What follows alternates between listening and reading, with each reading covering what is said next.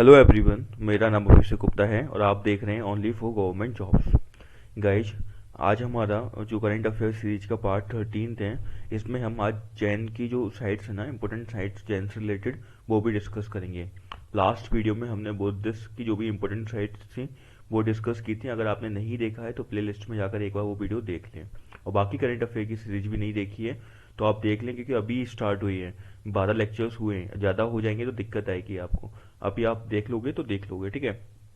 और सेकंड चीज़, आपको मैं नोट मेकिंग कराता हूँ तो पेन पेपर रेडी रखना, मेरे साथ नोट्स बनाना। शॉर्ट नोट बनाते हैं जो एमसीक्यू पेपर में आते हैं, और जो हम भूलते हैं वही हम नोट डाउन कर रहे हैं, ठीक है।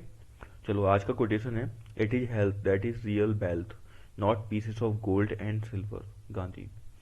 गाइस, आपको एक स्टोरी सुनाता हूँ। मेरा एक दोस्त था, तो लास्ट टू लास्ट ईयर उसका एग्जाम था, ठीक है। उसकी लास्ट टाइम पर तबीयत खराब हो गई, ठीक है। तबीयत खराब होने के बाद आप यकीन नहीं मानोगे, वो सी सेट नहीं दे पाया।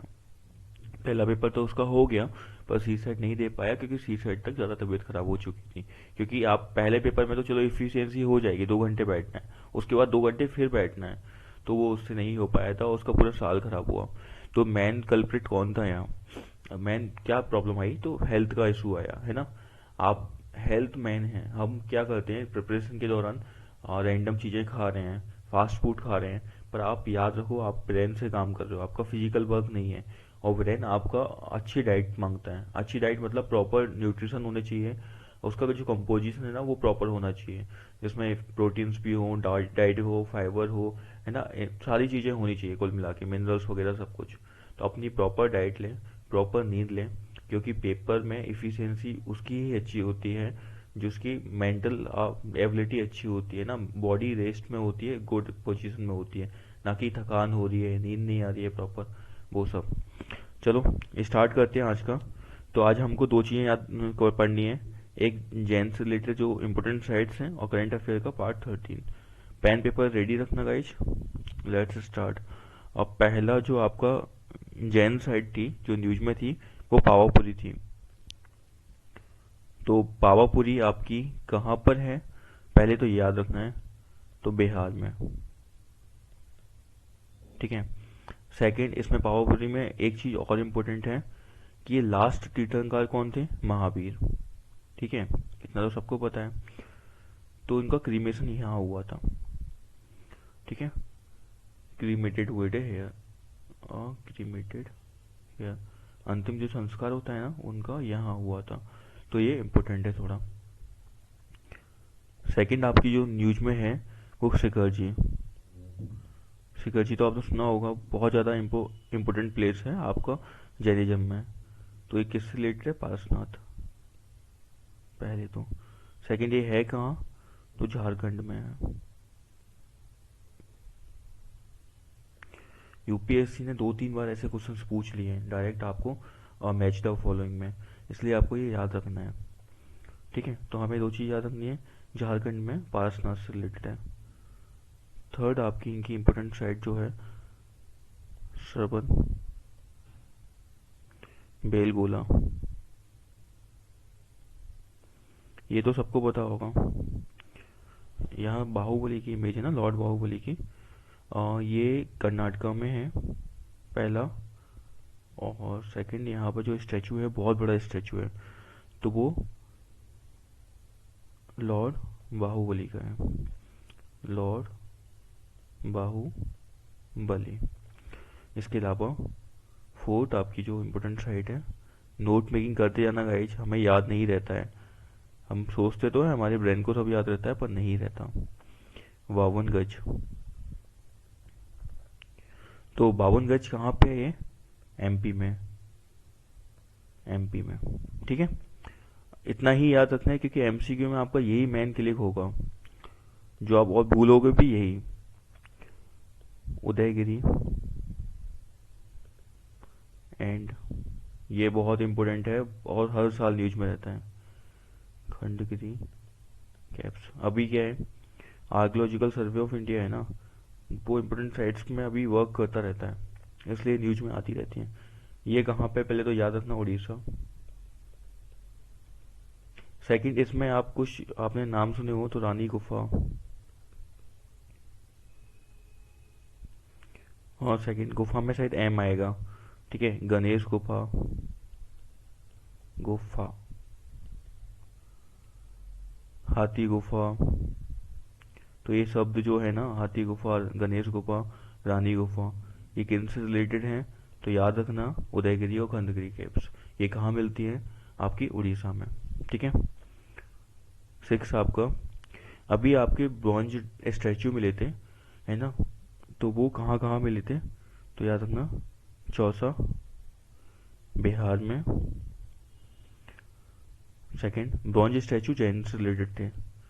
एक हंसी था, ये हिस्सर हरियाणा में होगा, हिस्सर हरियाणा। और अकोटा था, अकोटा, अकोटा आपका गुजरात में है। तो ये तीनों भी साइट आपकी न्यूज में रह चुकी हैं। 7th आपका बावन गज हो गया, 7 बिल्कुल हो गया ना। पावापुरी हो चुका है अपना।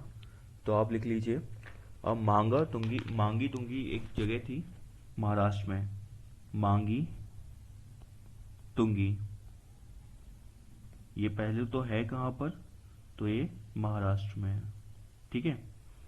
सेकंड, यहाँ पे एक न्यूज में था जो बहुत पहले था, पर अभी भी ये मतलब कंटेम्प्रेरी है, क्योंकि सबसे टॉलेस्ट जैन आइडल पूरा वर्ल्ड में है ना, जो 108 फीट की, वो यहीं पे इंस्टॉल की गई थी। कब की गई थी? मैं लिख देता हूँ पहले, tallest Jain idol in the world. कितने फीट की है? 108 फीट। इसके अलावा इसे स्टैचू ऑफ अहिंसा भी बोलते हैं, स्टैचू ऑफ अहिंसा। अच्छा, डेट भी याद रखना, ये जब इंस्टॉल की गई थी शायद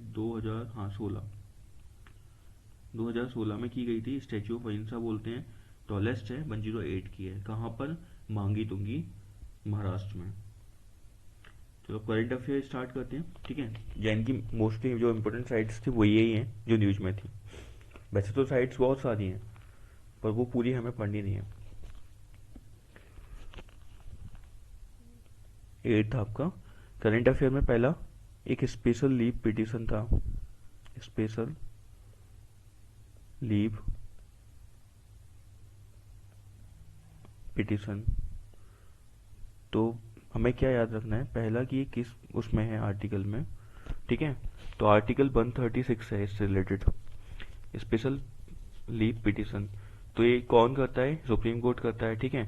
सेकंड चीज, इसमें एक चीज याद रखना कि हर ट्रिब्यूनल के लिए नहीं है। यूपीएससी अगर कंफ्यूज करेगा ना, तो ये बोलेगा कि हर ट्रिब्यूनल में ये लग सकता है क्या? सुप्रीम कोर्ट इसमें हर ट्रिब्यूनल में लगा के केस अपने पास ले सकती है, तो ऐसा नहीं है। तो वो बस फैक्ट हमें याद रखना है, नॉट ऑन ऑल ट्रिब्यूनल, ठीक है, बाय सुप्रीम कोर्ट। तो कौन से नहीं होंगे? तो आप खुद ही सोचो, मिलिट्री कोर्ट है, है ना, तो मिलिट्री कोर्ट का केसेस आप ट्रांसफर नहीं करा सकते हो, तो इस चक्कर में। तो बस वो यही बोलेगा तो आपको लगेगा कि यार सुप्रीम कोर्ट तो हेड है, तो सारे ट्रिब्यूनल्स को स्पेशल लीव पिटिशन लग सकती है, पर ऐसा नहीं है। बस याद ये रखना है हमको। 9th आपका national crisis management committee, national crisis management committee. तो इसको चेयर्ड कौन करता है? वो थोड़ा यूनिक है, तो वो आपको याद रखना है। बाकी आपको समझ जाओगे, क्राइसिस मैनेजमेंट है और कमेटी। तो लिख लीजिए कैबिनेट सेक्रेटरी। और ये डिजिटल पेन थोड़ा सा वर्क नहीं कर रही है, और लिख लीजिए कैबिनेट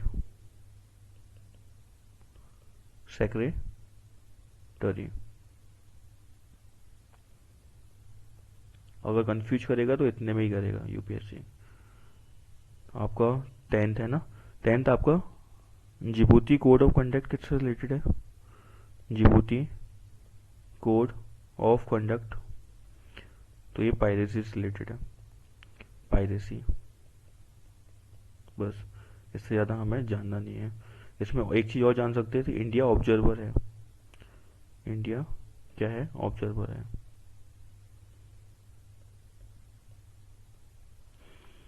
10th हो गया, 11th।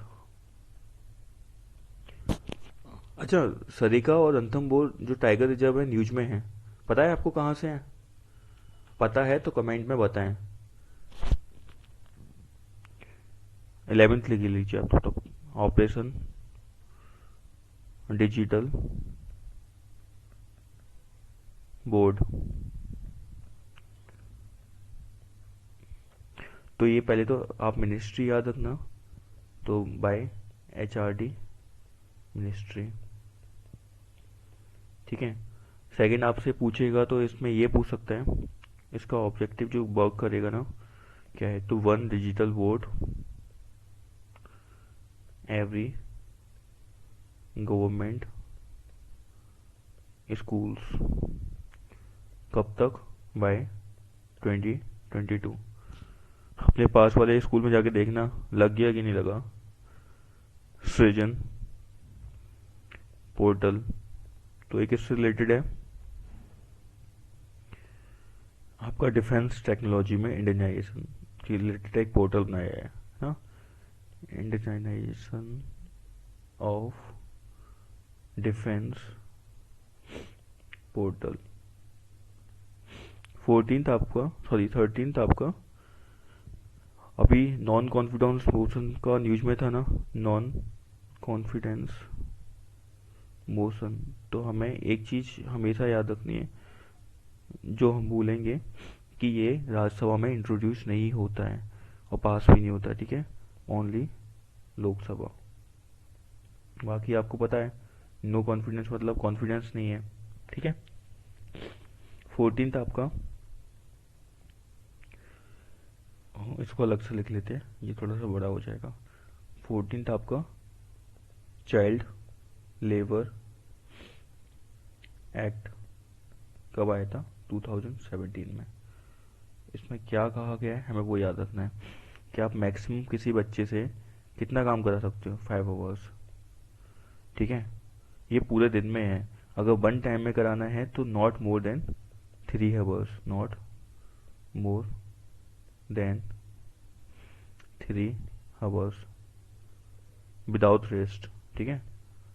अगर वन टाइम में आपको काम कराना है तो आप 3 घंटे से ज़्यादा नहीं करा सकते, उसे रेस्ट देना ही होगा। सेकंड आपका ये कहाँ पर है, और आप बच्चों को अगर यूज कर रहे हो कोई भी मूवी में तो आपको डिस्क्लेमर देना कंपलसरी है। अगर बच्चे इन्वॉल्व में इन फिल्म में आपको डिस्क्लेमर कंपलसरी है। इफ चाइल्ड इन्वॉल्व्ड, याद रखना है, बच्चे अगर मूवी में हैं तो आपको डिस्क्लेमर देना है। Third, not away from schools, बच्चों को स्कूल से कितने दिन तक यूज दूर नहीं रखना है, not away from schools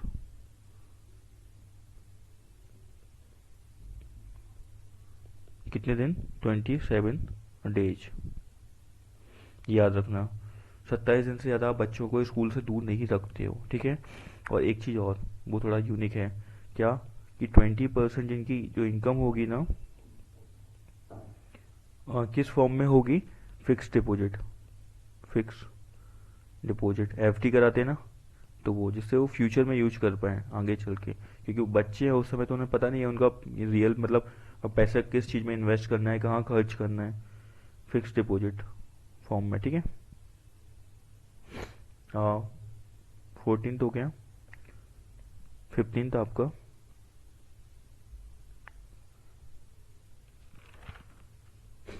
joint PSC के रिलेटेड न्यूज में था। तो जॉइंट PSC की बात आपने मतलब जॉइंट PSC कौन लेके आ सकता है, तो ये तो आपको पता ही होगा ऑब्वियसली। क्या प्रेसिडेंट? नहीं, आ, एक सेकेंड आप लिख लीजिए। जॉइंट PSC आपका पार्लियामेंट लेके आता है, ठीक है, पार्लियामेंट एक्ट निकालेगा तब आपका जॉइंट PSC आएगा। इसके चेयरमैन और मेंबर्स कौन अपॉइंट करता है, तो प्रेसिडेंट करता है। पर एक चीज़ याद रखना, जॉइंट PSC का प्रेसिडेंट आपका अपॉइंट करेगा चेयरमैन और मेंबर, पर रिमूव्ड नहीं कर सकता है, ठीक है। तो आपका ये पार्लियामेंट के द्वारा आता है, पहला पार्लियामेंट, ठीक है। सेकंड आपका प्रेसिडेंट अपॉइंट करता है बट नॉट रिमूव्ड। कहीं जब लिख लीजिए ना, थोड़ा पेन आज इशू आ रहा है, आई थिंक इसकी सेल वीक हो गई है, बट नॉट रिमूव्ड, ठीक है। थर्ड आपका इसमें इसका एज लिमिट और लिख लीजिए, न्यूज में अगर आएगा पूछेगा तो ये और पूछ सकता है, 6 और 62 ईयर्स, ठीक है। फोर्थ आपका पहला ये हो गया पार्लियामेंट, सेकंड प्रेसिडेंट अपॉइंट करेगा चेयरमैन और मेंबर को पर रिमूव नहीं कर सकता, और एज, तीन ही चीज इंपॉर्टेंट है। 16 आपका नेशनल सेफ्टी काउंसिल, ठीक है। इसके बारे में लिख लीजिए, पहला कि नॉट फॉर प्रॉफिट है, ठीक है, एक काउंसिल है तो नॉट फॉर प्रॉफिट है, नॉट फॉर प्रॉफिट। सेकंड आपका ये किस में है, तो registered under society registration act 1860, ये जनरल है, ठीक है। रजिस्टर्ड नहीं कर रहा है वो काम, सोसाइटी, फिर भी बोल के दिखाता हूँ, रजिस्ट्रेशन एक्ट, ठीक है, 1860 में। इसके अलावा इसमें आपको याद रखना है, तो ये दो चीज़ों से मिलके बनी हुई है, क्या, registered under society registration act, और उसके बाद बॉम्बे पब्लिक ट्रस्ट एक्ट 1950 भी इसमें है, ठीक है। तो दो एक्ट के अंदर है ये, ठीक है। पहला हो गया society registration act 1860, second Bombay public trust act. इसके अलावा आप एक चीज और याद रख सकते हो, ये किसके अंडर आती है, तो लेबर मिनिस्ट्री के अंडर आती है, ठीक है। और कब सेटअप की गई थी, 1966 में। तो इसके रिलेटेड चार फैक्ट क्या है, नेशनल सेफ्टी काउंसिल पहला नॉट फॉर प्रॉफिट है, सेकंड सोसाइटी रजिस्ट्रेशन एक्ट और बॉम्बे पब्लिक ट्रस्ट एक्ट 1950 में आती है, थर्ड लेबर मिनिस्ट्री ने सेटअप की थी, कब की थी, 1966, ठीक है। नेक्स्ट आपका नेशनल एंटी प्रॉफिटेरियन अथॉरिटी, NAPA, या फिर NAA भी बोलते हैं इसको, एंड एंटी प्रॉफिटरिंग, जो प्रॉफिट हो रहा है ना गलत तरीके से, उससे रिलेटेड है। तो अभी कौन सा नया एक्ट आया था, GST आया था, कब आया था, 2017 में, तो उसमें उसके अंदर ये स्टेटूटरी बॉडी है, लिख लीजिए, नेशनल एंटी प्रॉफिटियरिंग अथॉरिटी। ये कब बनी थी, तो स्टेटूटरी बॉडी है, पहले तो हमें ये याद रखना है, स्टेटूटरी तो किसी एक्ट में भी होगी, तो किस एक्ट में है, GST एक्ट 2017। नेक्स्ट आपका 18th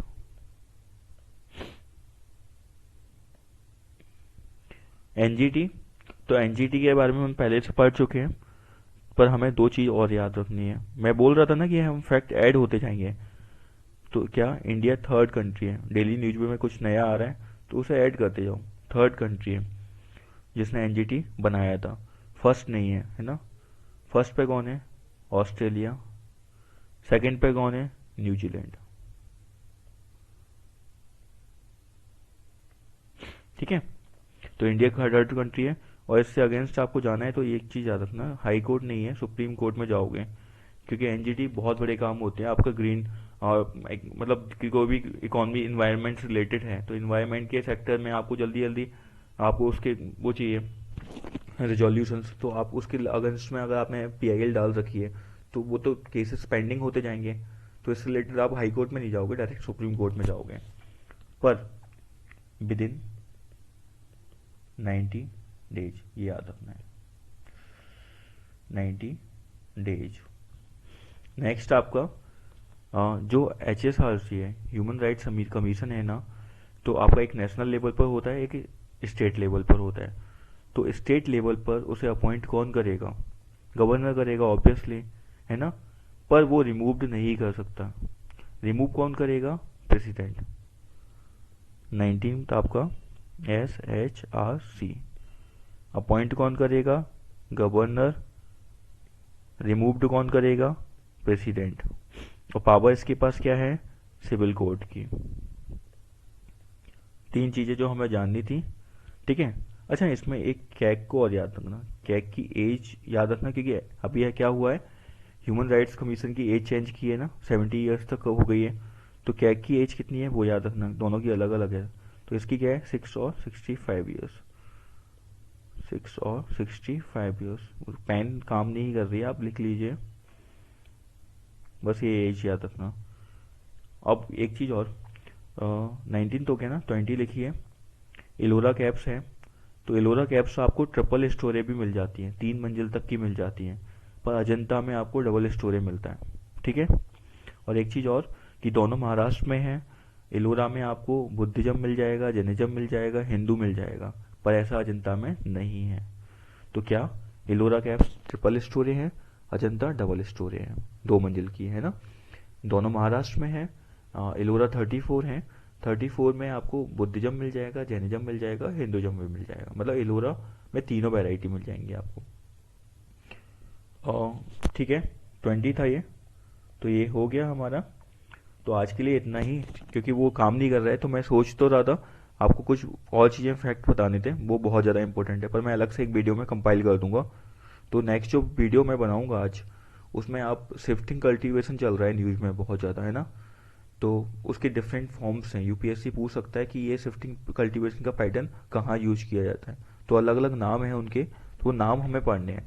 जैसे एक लडांग है, तो लडांग शिफ्टिंग कल्टीवेशन का फॉर्म है, पर वो कहाँ प्रैक्टिस किया जाता है, तो याद रखना वो इंडोनेशिया में है। तो ऐसे 5 से 6 नाम हैं, वो हमें याद रखने हैं, तो मैं नेक्स्ट वीडियो में बता दूंगा आपको। चैनल सब्सक्राइब नहीं किया तो सब्सक्राइब करें, नोट मेकिंग करें मेरे साथ, और रिवाइज करें डेली बेसिस पर, है ना। हमारी 13वीं वीडियो है ये, तो 270 तक फैक्ट हमने रिवाइज कर लिए हैं। मिलते हैं अगली वीडियो में। जय हिंद।